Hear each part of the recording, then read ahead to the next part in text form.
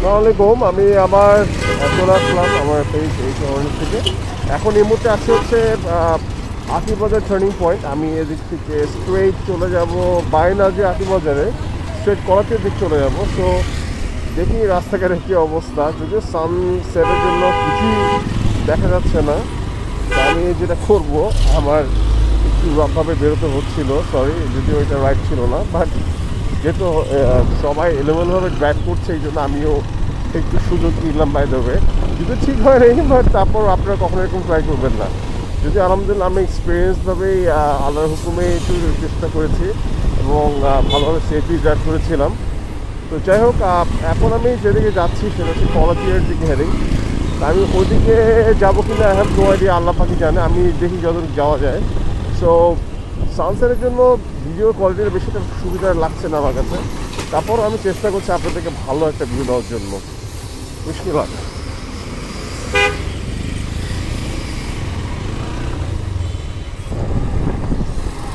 যাই হোক, আমি এখন আমার কন্টিনিউ করছে হচ্ছে এই মুহূর্তে আছি ভাওয়াল। সেই জায়গাটা মোটামুটি এটাও একটা ফেমাস জায়গা হয়ে গিয়েছে আস্তে আস্তে।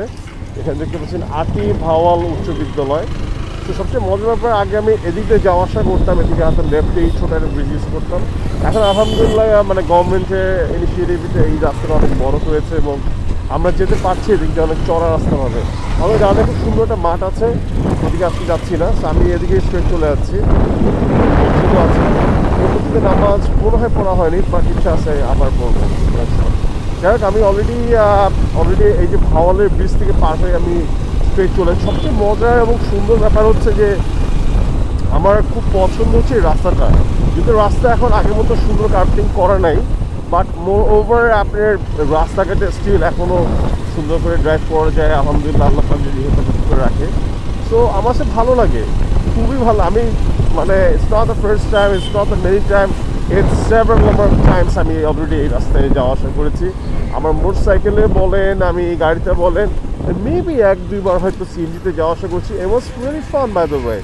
আমি সিএনজিতে যাওয়া আসা করছি এবং এদের কস্টিং অনেক কম ছিল, লাইক আই থিঙ্ক 40 টাকা বা 35 টাকা ফ্রম মহকুদ মোড় কলাচিয়া বাজার।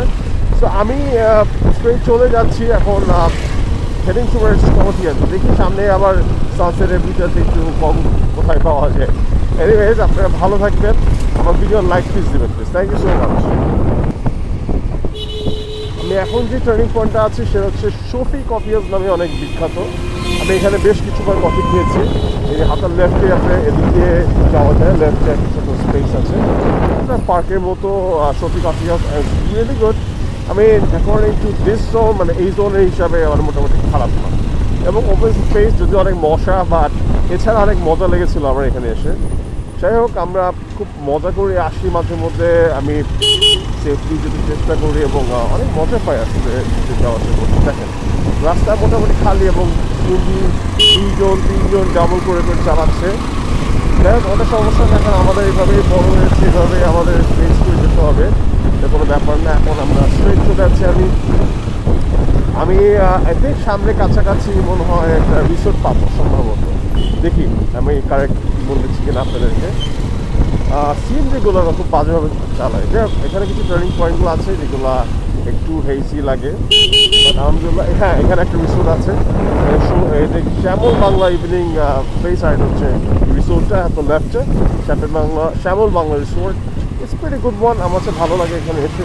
এখানে মানুষজন 3জন করে ড্রাইভ করছে, it's very good one. Anyways, এখানে কোনো নিয়মই নেই এখানে ড্রাইভ করাটার। তা আমি আমার মতো ড্রাইভ করে যাচ্ছি এবং সবচেয়ে ডিফারেন্ট ব্যাপার হচ্ছে এই জায়গাটা আমার সবচেয়ে ডেঞ্জারাস লাগে। এই যে দিন এবং রাত, কোনো